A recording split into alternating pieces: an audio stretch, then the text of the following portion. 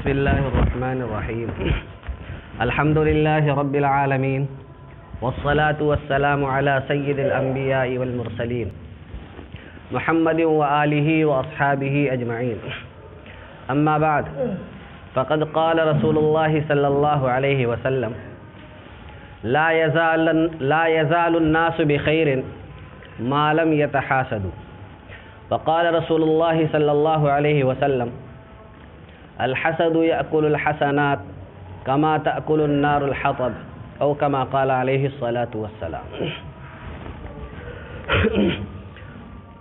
محترم بزرگوں اور دوستو،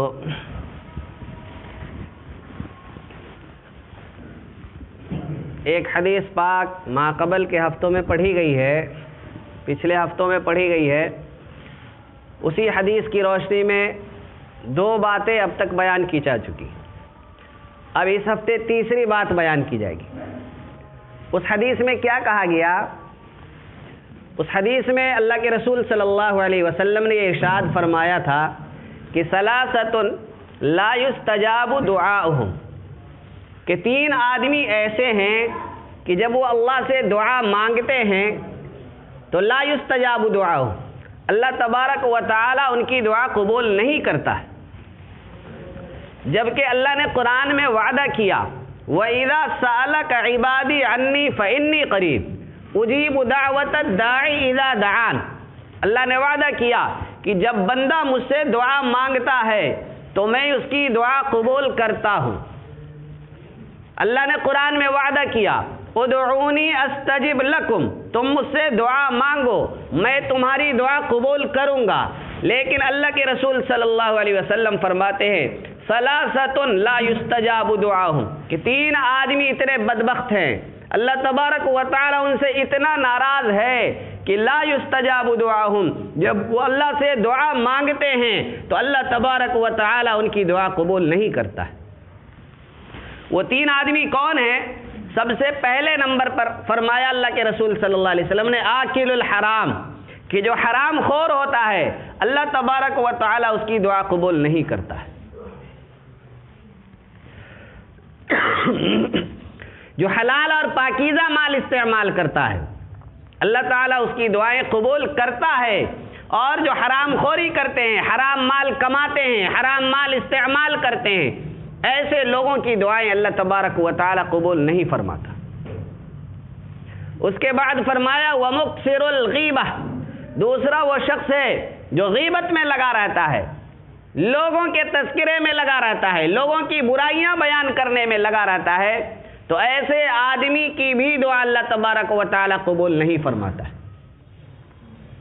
تیسرے آدمی کے بارے میں اللہ کے رسول صلی اللہ علیہ وسلم نے فرمایا کہ وَمَنْ كَانَ فِي قَلْبِهِ غِلٌّ أَوْ حَسَدٌ لِلْمُسْلِمِينَ، کہ تیسرا وہ شخص ہے جس کے دل میں مسلمانوں کی طرف سے کینہ ہو، جس کے دل میں مسلمانوں کی طرف سے حسد، جو لوگوں سے حسد کرتا ہے اللہ تبارک و تعالی اس کی دعا قبول نہیں فرماتا ہے۔ یہ تین گناہگار ہیں، یہ تین بدبخت ہیں، یہ تین ایسے عظیم گناہ ہیں کہ ان گناہوں میں جو شخص مبتلا ہو جاتا ہے اللہ تعالیٰ اس کی دعا قبول نہیں فرماتا ہے، اس کی دعاؤں کو رد کر دیتا ہے۔ جو حرام خوری کرتا ہے، حرام کھاتا اور کھلاتا ہے، اس کی دعائیں اللہ قبول نہیں کرتا۔ دوسرا وہ شخص ہے جو غیبت کرتا ہے، غیبت سنتا ہے، ایسے لوگوں کی دعائیں اللہ تبارک و تعالی قبول نہیں فرماتا ہے۔ اور تیسرا ہے جو شخص لوگوں سے حسد کرتا ہے اللہ تعالیٰ اس کی دعا بھی قبول نہیں فرماتا۔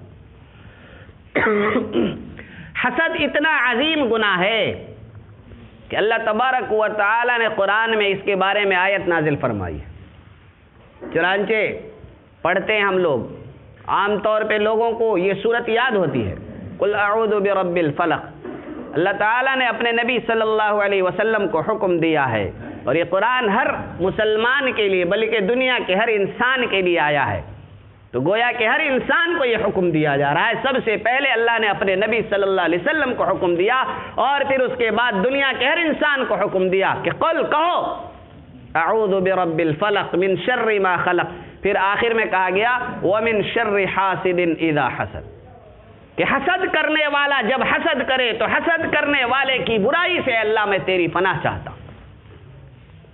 حاسد کی برائی، حسد کرنے والی کی برائی اتنی شدید ہوتی ہے کہ حسد کرنے والے کی برائی اگر کسی کو لگ جائے تو انسان مر بھی سکتا ہے۔ اسی وجہ سے اللہ نے کہا، اپنے بندوں کو تعلیم دی کہ حاسدوں کے شر سے، حاسدوں کی برائی سے تم اللہ کی پناہ میں آ جاؤ۔ اگر اللہ کی پناہ میں، اللہ کی حفاظت میں رہو گے تو حاسدین کی، حسد کرنے والوں کی برائی سے اور اس کے شرور سے، اس کے فتنوں سے تم محفوظ رہو گے۔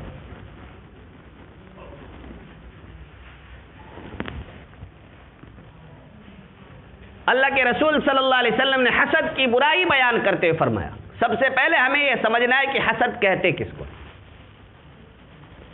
حسد کہتے ہیں کہ کسی کے پاس کوئی نعمت انسان دیکھے، چاہے وہ نعمت مال کی شکل میں ہو، چاہے علم کی شکل میں ہو، چاہے وہ رتبے کی شکل میں ہو، کسی کے پاس کوئی عہدہ ہے، کوئی منصب ہے، کسی کے پاس دکانیں ہیں، کسی کے پاس زمینیں ہیں، کسی کے پاس باغ ہے، کسی کے پاس بہترین گھر ہے، کسی کے پاس بہترین گاڑی ہے، کسی کے پاس بہترین پلاٹ ہے، کسی کے پاس بہترین کپڑے ہیں، کسی کے پاس بہت ساری دولت ہے، بہت بڑا کاروبار ہے، فیکٹری ہے، شو روم ہے۔ کسی کے پاس کوئی بھی نعمت ہو، اس نعمت کو دیکھ کر انسان تمنا کرے کہ اس کی یہ نعمت ختم ہو جائے، اس کو حسد کہتے ہیں۔ کسی کی بھی نعمت دیکھ کر کے انسان کا یہ تمنا کرنا، یہ خواہش کرنا، یہ اس کے دل میں آرزو کا پیدا ہو جانا، یہ خیال پیدا ہو جانا کہ اس کی یہ نعمت ختم ہو جائے، اسی کو حسد کہا جاتا ہے۔ اب انسان جب تمنا کرتا ہے کسی شخص کے بارے میں کہ اس کی نعمت ختم ہو جائے تو کبھی کیا کرتا ہے، وہ اس کی نعمت کو ختم کرنے کے لیے باقاعدہ کوششیں اور اسباب اور ذرائع اختیار کرتا ہے، باقاعدہ کوشش کرتا ہے کہ کسی طریقے سے بھی اس کی نعمت ختم ہو۔ بعض اوقات انسان کوشش نہیں کرتا ہے، صرف تمنا کرتا ہے، دل میں خواہش کرتا ہے کہ اس کی نعمت ختم ہو جائے، بس مجھے ملے نہ ملے اس کے پاس یہ نعمت نہیں رہنی چاہیے۔ یہ حسد کہلاتا ہے۔ جب یہ بیماری، اور یہ اتنی عظیم بیماری ہے کہ آج کل یہ بیماری بھی لوگوں میں بہت کثرت کے ساتھ پھیلی۔ اگر مدرسے میں آپ چلے جائیں تو جو علماء ہیں ان میں حسد آپ کو ملے گا کہ ایک عالم دوسرے عالم سے حسد کرتا ہوا نظر آئے گا کہ اس کے پاس اتنا زیادہ علم کیوں ہے، اس کا علم ختم ہو جانا ہے۔ دو دکان والے ہیں، دونوں ایک دوسرے سے حسد کرتے ہوئے نظر آئیں گے کہ اس کی دکان کیوں اتنی چل رہی، نہیں چلنی چاہیے۔ دو پڑوسی رہ رہے ہیں محلے میں تو ہر پڑوسی دوسرے سے حسد کرتا ہوا نظر آئے گا کہ اس کے پاس اتنی نعمتیں کہاں سے آ رہی، اس کی نعمت ختم ہو جانی چاہیے۔ دو کھیت والے ہیں، ایک کی کھیت میں اگر زیادہ پیداوار ہو رہی ہے، دوسرے کے میں پیداوار کم ہو رہی ہے تو وہ بھی ایک دوسرے سے حسد کرتے ہوئے نظر آئیں گے کہ اس کے کھیت میں پیداوار کیوں اتنی ہو رہی ہے، اس کی پیداوار ختم ہو جانی چاہیے۔ حسد کا یہ عالم ہے کہ ہر طرف پھیلا ہوا ہے، حسد کی آگ نے لوگوں کو جلا کر کے خاک کر رکھا ہے۔ حسد کی بیماری میں، حسد کے گناہ میں لوگ مبتلا ہو کر کے طرح طرح کے فتنوں میں، طرح طرح کی برائیوں میں مبتلا ہو جاتے ہیں۔ اللہ کے رسول صلی اللہ علیہ وسلم نے ارشاد فرمایا، لا یزال الناس بخیر ما لم یتحاسدوا، کہ لوگ خیر پر رہیں گے جب تک آپس میں حسد کرنا شروع نہ کر دے۔ جب حسد کرنے لگیں گے ان کے اندر سے خیر ختم ہو جائے گی، اچھائی ان کے اندر سے ختم ہو جائے گی۔ نماز خیر کیا ہے؟ خیر ہے نماز۔ خیر کیا ہے؟ روزہ، یہ خیر ہے۔ قرآن کی تلاوت، یہ کیا ہے؟ یہ خیر ہے۔ دنیا میں جتنے بھی اچھے کام ہیں وہ سب خیر ہے۔ اللہ کے رسول صلی اللہ علیہ وسلم نے فرمایا، لا یزال الناس بخیر، کہ لوگ خیر پر تب تک رہیں گے ما لم یتحاسدوا، جب تک کہ آپس میں حسد کرنا شروع نہ کر دے۔ جب حسد کرنے لگیں گے تبھی ان کے اندر سے خیر ختم ہو جائے گا۔ چنانچہ حسد کریں گے نماز بھی چھوڑیں گے، حسد کریں گے روزہ بھی چھوڑیں گے، حسد کریں گے قرآن کی تلاوت بھی چھوڑیں گے، حسد کریں گے دوسرے اچھے اچھے اعمال بھی چھوڑ دیں گے۔ حسد کا گناہ جب آتا ہے اپنے ساتھ خیر کو لے کر چلا جاتا ہے۔ ایک دوسری حدیث میں اللہ کے رسول صلی اللہ علیہ وسلم نے فرمایا، الحسد یاکل الحسنات کما تاکل النار الحطب، ایک تو یہ ہے کہ انسان کو نیک اعمال کرنے سے ہی روک دیتا ہے. پہلی حدیث میں یہ بیان کیا گیا کہ لا یزال الناس بخیر، لوگ خیر پر اور بھلائی پر رہیں گے ما لم یتحاسدوا، جب تک کہ حسد کی بیماری ان کے اندر پیدا نہ ہو جائے. جب حسد کی بیماری آ جائے گی تو نماز سے ان کو نفرت ہونے لگے گی. اسی وجہ سے آج دیکھ لیں نماز پڑھنے کو جی نہیں کرتا ہے لوگوں کا. کیوں نہیں کر رہا؟ وجہ کیا ہے؟ اس پر کبھی غور نہیں کرتے. لوگ سوچتے بس میرا جی نہیں کر رہا اس لیے نہیں پڑھ رہا ہوں، لیکن اصل معاملہ صرف اتنا نہیں ہے کہ جی نہیں کر رہا ہے، بلکہ ہمارے اندر حسد کی بیماری آ گئی ہے. اس بیماری نے نماز کی نفرت ہمارے دلوں میں ڈال دی ہے. حسد کی بیماری ہمارے دلوں میں آ گئی ہے، اس نے روزے کی نفرت ہمارے دلوں میں ڈال دی ہے. حسد کی بیماری ہمارے دلوں میں آ گئی ہے، اس لیے قرآن کی تلاوت ہم سے دور ہو گئی ہے. ہر خیر کا کام ہم سے چھوٹنے لگا ہے. وجہ کیا ہے؟ وجہ یہ ہے کہ ہم حسد کی بیماری میں اور حسد کے گناہ میں مبتلا ہو گئے. اور حسد کی بیماری انسان کو نیک اور خیر کے کام کرنے سے روک دیا کرتی ہے. دوسری حدیث میں اللہ کے رسول صلی اللہ علیہ وسلم نے فرمایا کہ الحسد یاکل الحسنات کما تاکل النار الحطب، کہ جب بندہ حسد میں مبتلا ہو جاتا ہے پھر کیا ہوتا ہے؟ اگر اولاً تو نیک کام کر نہیں پاتا ہے، اور اگر کسی طرح اپنے اوپر جبر کر کے نیک کام کرنے بھی لگے، نماز پڑھنے لگے، روزہ رکھنے لگے، قرآن کی تلاوت کرنے لگے، صدقہ خیرات کرنے لگے، دوسرے نیک اعمال کرنے لگے، پھر بھی حسد کا نتیجہ کیا ظاہر ہوگا؟ حسد کیا گل کھلاتا ہے دیکھ لیجئے. اللہ کے رسول نے فرمایا الحسد یاکل الحسنات، ادھر تم نے نماز پڑھی، نماز کی نیکیاں تمہارے نام اعمال میں لکھی گئی، ادھر تم نے حسد کیا، حسد کی بیماری آئے گی اور آگ بن کر کے تمہاری نیکیوں کو جلا کر کے خاک کر دے گی. فرمایا کما تاکل النار الحطب، جیسے آگ جلائی جائے اس میں لکڑیاں ڈالتے جاؤ، ساری لکڑیاں جل کر کے راکھ کے ڈھیر میں تبدیل ہو جائیں گی. جیسے آگ کیا کرتی ہے؟ لکڑیوں کو جلاتی ہے، خاکستر کر دیتی ہے، راکھ کے ڈھیر میں تبدیل کر دیتی ہے لکڑیوں کو. لیکن اسی طریقے سے حسد بھی کیا کرتا ہے؟ جب انسان کے اندر حسد کی بیماری، حسد کا گناہ آ جاتا ہے تو پھر اس کی نیکیاں بھی جل جل کر کے ختم ہونا شروع ہو جاتی.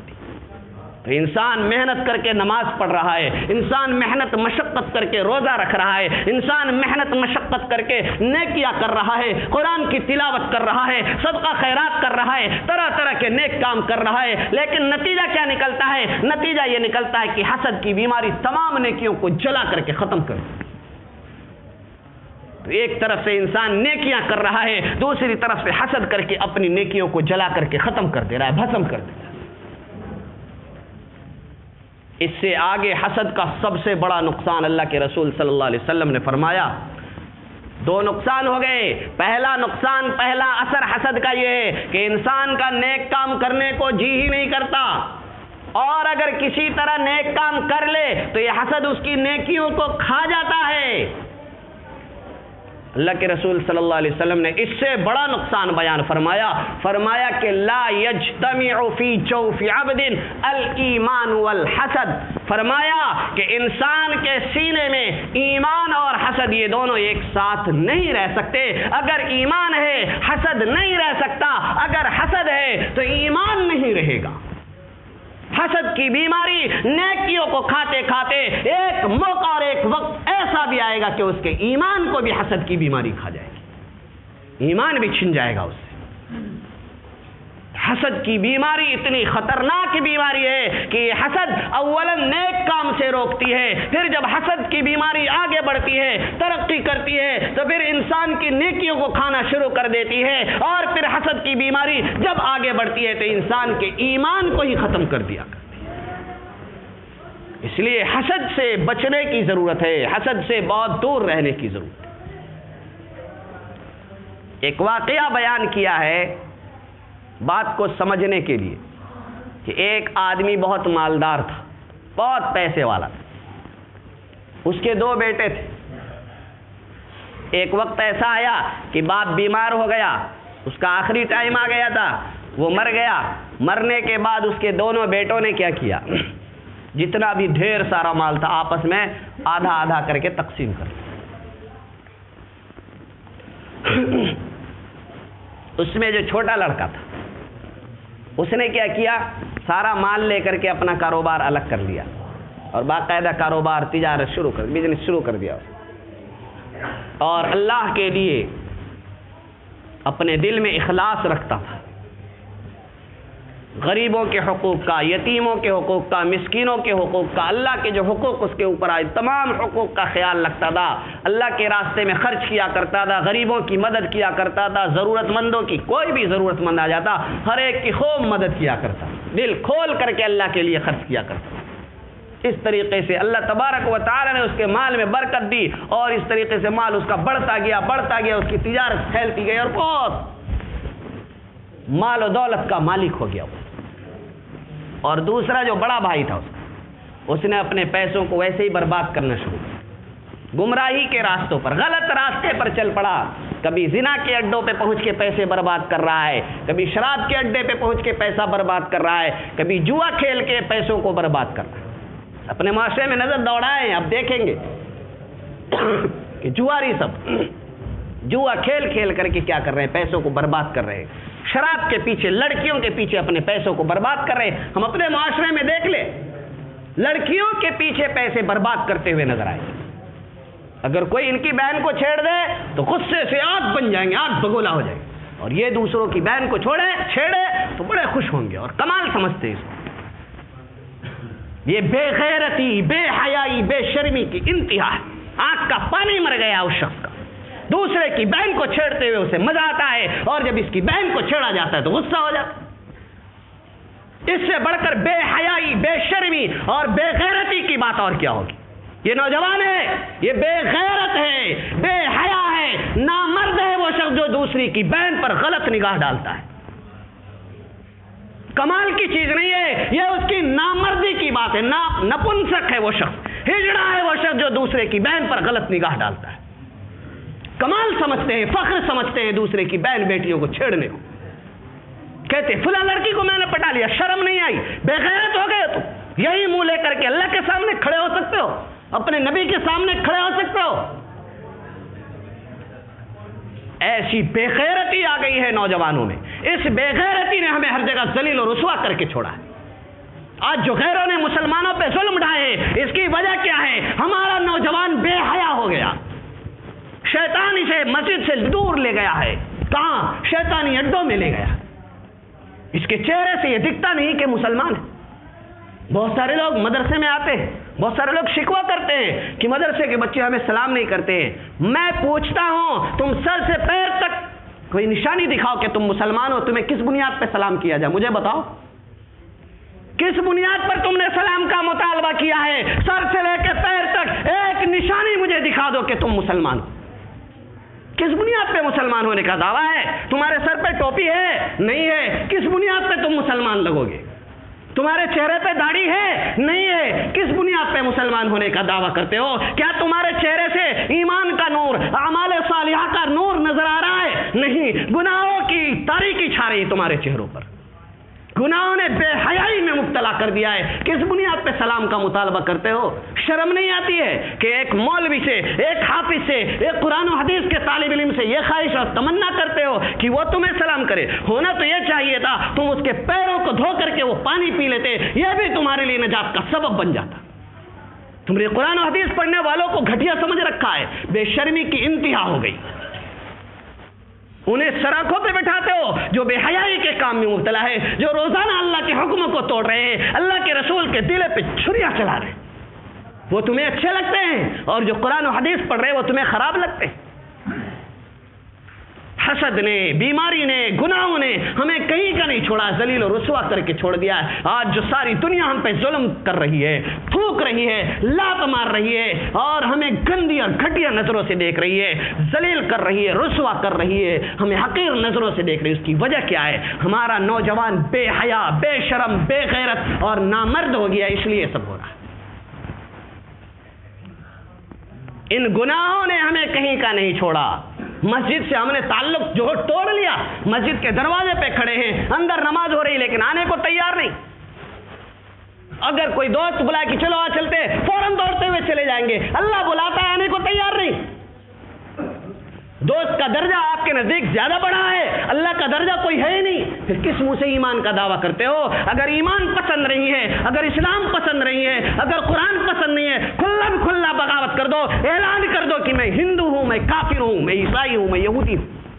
کیوں مسلمان ہونے کا دعویٰ کرتے ہو؟ کس منہ سے مسلمان ہونے کا دعویٰ کرتے ہو؟ اللہ سے اتنا تعلق نہیں، دوست سے اتنا مضبوط تعلق ہے کہ دوست بلائے دوڑے ہوئے چلے جاؤ، سو رہے ہو، دوست آ گیا، دروازہ کھٹکھٹایا، بولا یار پریشانی ہے، چلو، دوڑتے ہوئے چلے جائیں گے دوست کی مدد کے لیے۔ اللہ بلاتا ہے، جاگ رہے ہیں، مسجد کے برابر میں گھر ہے، لیکن پھر بھی آنے کو تیار نہیں، کیا کہیں گے اسے؟ کس منہ سے ایمان کا دعویٰ ہے؟ کس منہ سے اسلام کا دعویٰ ہے؟ کس منہ سے مسلمان ہونے کا دعویٰ کرتے ہیں؟ اتنی بے حیائی، اتنی بے شرمی، اتنی بے غیرتی اچھی نہیں میرے دوستو۔ کچھ غیرت کرو، کچھ ایمان کی چنگاری کو ہوا دو، بھڑکاؤ، ایمان کی آگ جلاؤ اپنے دل میں۔ یہ حسد کی بیماری بھی ایسی ہی بیماری ہے۔ اللہ کے رسول نے فرمایا لا یجتمع فی جوف عبد الایمان والحسد، کہ کسی مسلمان کے دل میں ایمان اور حسد یہ دونوں جمع نہیں ہو سکتے۔ اگر ایمان ہوگا حسد نہیں ہوگا، اگر حسد ہوگا ایمان نہیں ہوگا۔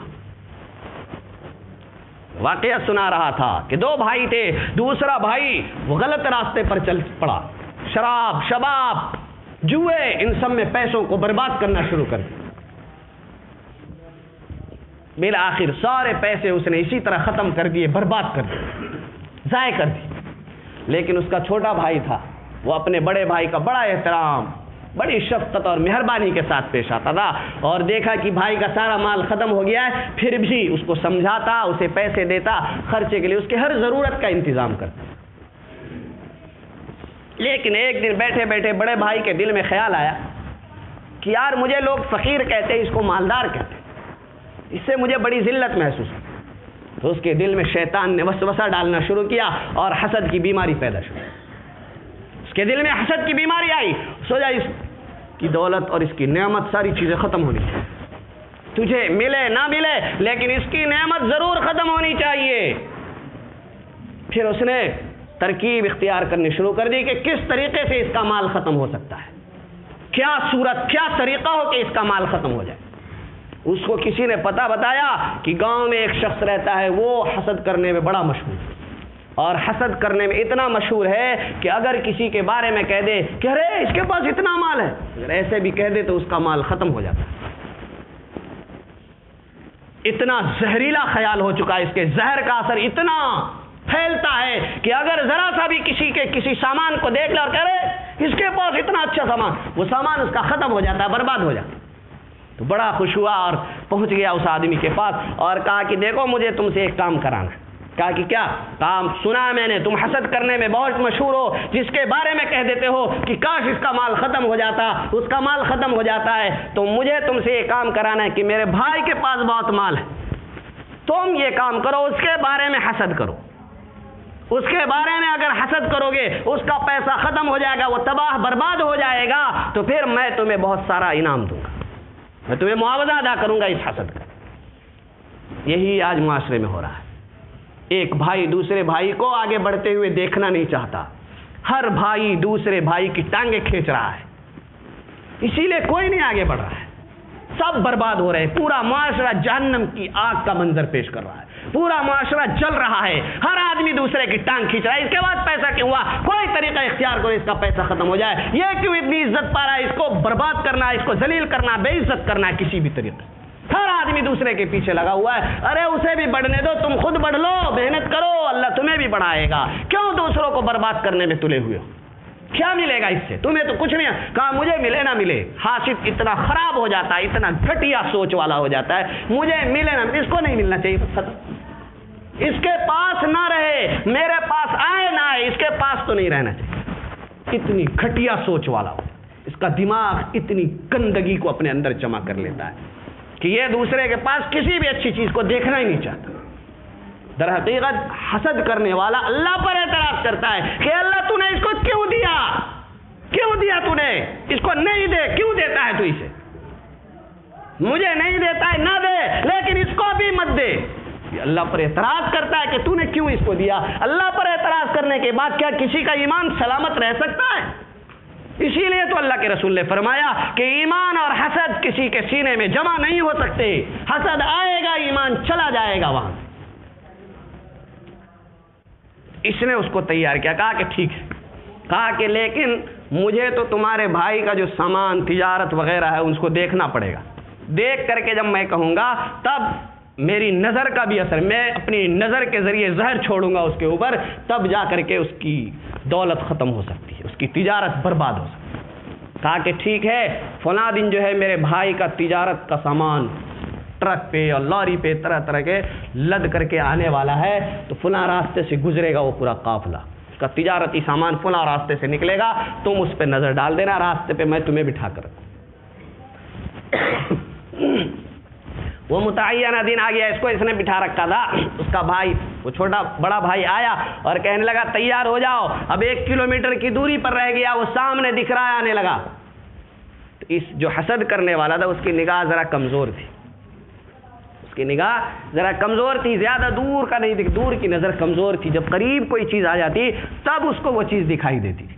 اس نے کہا رے تمہاری آنکھوں میں اتنی قوت ہے، تمہاری آنکھ اتنی تیز ہے کہ تمہیں 1 کلومیٹر دور سے بھی سامان دکھنے لگا. جب اس نے یہ تمنا کی تو اس کی تمنا کا اثر کیا ہوتا تھا، جس چیز کے بارے میں یہ تمنا کرتا تھا وہ چیز ختم ہو جاتی تھی. اس نے کہا کاش میری نگاہ بھی اتنی تیز ہوتی جیسے کہ تمہاری نگاہ تیز ہے، مجھے بھی 1 کلومیٹر دور سے نظر آتا.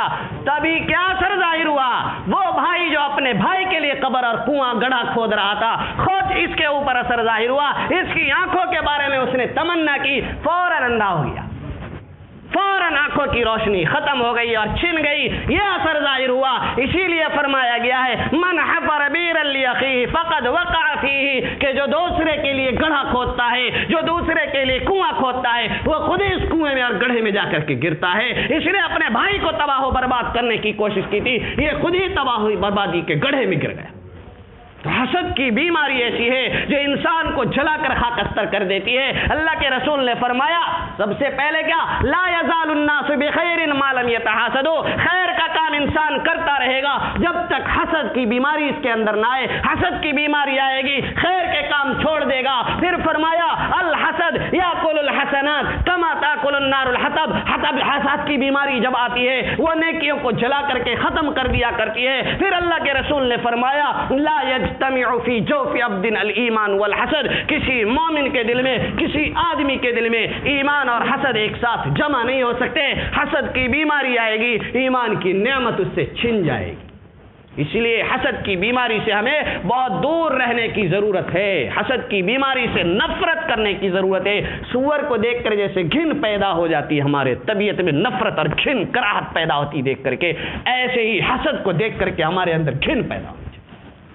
خلاصہ کیا نکلا، اللہ کے رسول صلی اللہ علیہ وسلم نے ارشاد فرمایا ثلاثۃ لا یستجاب دعاؤں، 3 بدقسمت بدبخت لوگ ایسے ہیں، 3 گنہگار ایسے ہیں لا یستجاب دعاؤں، ان کے گناہوں کی نحوست اتنی بڑی ہوئی ہے کہ ان گناہوں کی نحوست کی وجہ سے اس کی دعائیں اللہ تعالیٰ قبول نہیں کرتا ہے. پہلا شخص ہے آکل الحرام، جو حرام کھاتا ہے اللہ اس کی دعا قبول نہیں کرتا. ومکثر الغیبہ، جو غیبت کرتا ہے اللہ اس کی دعا قبول نہیں کرتا. ومن کان فی قلبہ غل او حسد للمسلمین، جس کے دل میں مسلمان کی طرف سے کینہ اور حسد پیدا ہو جاتا ہے اللہ اس کی دعا بھی قبول نہیں کرتا ہے. اس لیے ہمیں ان میں سے ہر بیماری سے اللہ سے پناہ مانگنے کی ضرورت ہے اور ان بیماریوں سے دور رہنے کی ضرورت ہے. اللہ تبارک و تعالی ہم سب کو ان بیماریوں سے محفوظ فرمائے، ان بیماریوں سے نفرت ہمارے دلوں میں بٹھا دے. اللہ تبارک و تعالی ہم سب کو سچا اور پکا مومن اور ایمان والا بنا دے. وآخر دعوانا الحمدللہ رب العالمین. آخر میں ایک بات کہتا ہوں، پچھلے ہفتے ایک نماز پڑھنے والے بڑی عمر کے ابا جی کی عمر کے ایک صاحب یہاں آئے ہوئے تھے. انہوں نے بڑی حسرت سے تقریر سننے کے بعد کیا کہا کہ مولانا آپ نے تقریر تو بڑی اچھی کی غیبت کے بارے میں، لیکن میں نے یہ دیکھا کہ 2 رکعت نماز پڑھتے سارے بھاگ گئے، کبھی آپ نماز کے بارے میں بھی کہہ دیا کیجیے. یہ انتہائی بے حیائی کی انتہا ہو گئی کہ آدمی ہفتے میں آپ 1 بار آتے، یہ تو اعلیٰ درجے کی بے حیائی بے شرمی کہ ہفتے میں آدمی 1 بار آنا چاہیے ہر نماز میں. ہر نماز میں یا مسجد میں حاضر ہونا چاہیے. اور اس سے بڑھ کر بے حیائی کے آدمی نماز نہیں پڑھ رہا ہے، اس سے بڑی بے حیائی کہ ہفتے میں ایک دن آ رہا ہے اور 2 رکعت پڑھا، پتہ نہیں سلام امام صاحب پھیرتے ہیں مولانا صاحب یا اس سے پہلے اٹھ کے بھاگنے کے لیے تیار ہو جاتے. اللہ ہی بہتر جانے آپ لوگوں. اس لیے آج کوئی بھی آدمی، آج اور آگے آئندہ بھی کوئی آدمی بھی، ایک آدمی بھی، شروع پہلی صف سے لے کے آخر صف تک کوئی بھی آدمی، چاہے نیچے پڑھ رہا ہو نماز چاہے اوپر پڑھ رہا ہو نماز، کوئی ایک آدمی بھی سنت پڑھے بغیر مسجد سے جانے کا ارادہ بالکل بھی خیال بھی اپنے دل میں نہ لائے. اور پہلی صف والے بھی اور آخری صف والے بھی ہر آدمی کو دیکھا، اگر کوئی جائے ہاتھ پکڑ لے کہ بالکل نماز پڑھے بغیر نہیں جانے دوں گا. ساری نمازیں پڑھو گے تب باہر جاؤ گے مسجد سے، اس کے بغیر نہیں جاؤ گے. اور اگر کوئی جاتا ہے باقاعدہ آپ اس کا بائیکاٹ کر دیں معاشرے میں کہ بھائی میں تجھ سے بات نہیں کرتا کیونکہ تو نماز پڑھے بغیر جاتا ہے. بائیکاٹ کر دے کہ تیری ہاتھ کی چائے بھی نہیں پیوں گا، تیرے گھر کا ایک لقمہ کھانا پانی تک نہیں پیوں گا اگر تو نماز نہیں پڑھے گا، بھاگے گا ایسے. تیرے ہاتھ کی نماز بھی مجھے، تیرے ہاتھ کی چائے بھی پانی بھی مجھے قبول نہیں، بلکہ تجھ سے میں بات کرنا بھی گوارا نہیں کروں گا. ہر آدمی اس کا پکا ارادہ کرے اور خیال رکھے آخری صف سے بھی کوئی آدمی اٹھ کے نہ جائے. اگر اٹھ کے جانے لگے ایک دم ہاتھ پکڑے، اللہ کے لیے آج اس کام کو کر کے دیکھے، انشاءاللہ اس کا نفع ضرور ظاہر ہوگا. اللہ تعالیٰ سب کو عمل کی توفیق عطا فرمائے. وآخر دعوانا الحمدللہ رب العالمین.